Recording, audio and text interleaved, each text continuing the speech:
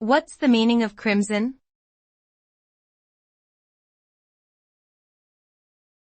Crimson.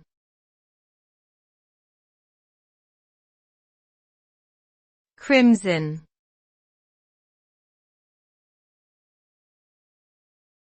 Crimson.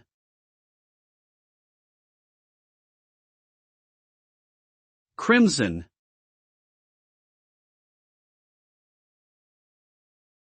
Crimson is a deep, red color that is often associated with passion, love, and intensity. The color is often used to describe blood or the color of a rose. The color can be seen in nature during sunrise or sunset, as well as during the autumn season when leaves change color.